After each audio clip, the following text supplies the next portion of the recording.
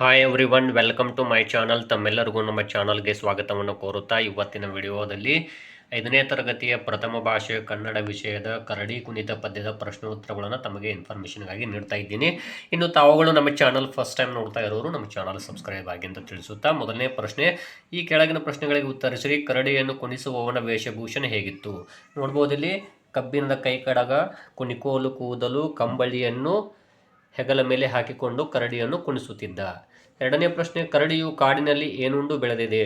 ಉತ್ತರ, ಕರಡಿಯು ಕಾಡಿನಲ್ಲಿ ಜೇನುಂಡು ಬೆಳೆದಿದೆ. ಮೂರನೇ ಪ್ರಶ್ನೆ, ಕರಡಿಯು ಏನು ಮಾಡಿದರೆ ದನಿಯು ದಾನವನ್ನು ಕೊಡುತ್ತಾನೆ? ದನಿಯರ ಮನೆ ಮುಂದೆ ಕಾವಲು ಮಾಡಿದರೆ ದನಿ ದಾನವನ್ನು ಕೊಡುತ್ತಾನೆ. ನೆಕ್ಸ್ಟ್ ಪ್ರಶ್ನೆ, ಕರಡಿಯು ಕೈ ಮುಗಿದು ಏನೆಂದು ಹಾರೈಸುತ್ತದೆ? ತನ್ನನ್ನು ಕುಣಿಸುವವರ ಹೊಟ್ಟಿ ತಣ್ಣಗಾಗಲಿ ಎಂದು ಕೈ ಮುಗಿದು ಹಾರೈಸುತ್ತದೆ.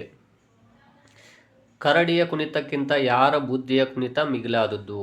ಕರಡಿಯ ಕುಣಿತಕ್ಕಿಂತ ನರರ ಬುದ್ಧಿಯ ಕುಣಿತ ಮಿಗಿಲಾದುದು. ಇನ್ನು ಎರಡನೇ ಪ್ರಶ್ನೆ, ಕೆಳಗಿನ ಪದ್ಯ ಭಾಗವನ್ನು ಪೂರ್ಣಗೊಳಿಸಿ. ಇಲ್ಲಿ ಕಬ್ಬಿನ ಕೈಕಡಗ, ಕುಣಿಕೋಲು ಕೂದಲು, ಕಂಬಳಿ ಹೊದ್ದಾಮ ಬಂದಾನ, ಗುನುಗುನು ಗುಟ್ಟುತ್ತ ಕಡಗವ ಕುಟ್ಟುತ್ತ ಕರಡಿಯ ನಾಡಿಸುತ್ತ ನಿಂದಾನ. ಇನ್ನು ಎರಡನೇದಾಗಿ, ಈ ಮನುಷ್ಯ ಎಂದಿಂದೋ ಕವಲೆತ್ತು ಕೋಡಗ ತನಗಾಗಿ ಕುಣಿಸುತ್ತಾ ನಡೆದಾನ, ಕರಡಿ ಕುಣಿತಕ್ಕಿಂತ ನರರ ಬುದ್ಧಿಯ ಕುಣಿತ ಮಿಗಿಲಹುದು ಕವಿ ಕಂಡು ನುಡಿದಾನ. ಇವು ಕೆಳಗಿನ ಪದ್ಯ ಭಾಗವನ್ನು ಪೂರ್ಣಗೊಳಿಸಿ ಅಂತೇನು ಕೊಟ್ಟಿದ್ದಾರೆ, ಇವುಗಳ ಬಿಟ್ಟ ಸ್ಥಳಗಳು ಅಥವಾ ಖಾಲಿ ಬಿಟ್ಟಂತಹ ಪದ್ಯ ಭಾಗವನ್ನು ಇಲ್ಲಿ ಪೂರ್ಣಗೊಳಿಸಬೇಕಾಗುತ್ತೆ. ಈ ವಿಡಿಯೋ ತಮಗೆ ಇಷ್ಟ ಆದರೆ ಲೈಕ್ ಮಾಡಿ ಅಂತ ತಿಳಿಸ್ತಾ ಇದ್ದೀನಿ. ಧನ್ಯವಾದಗಳು.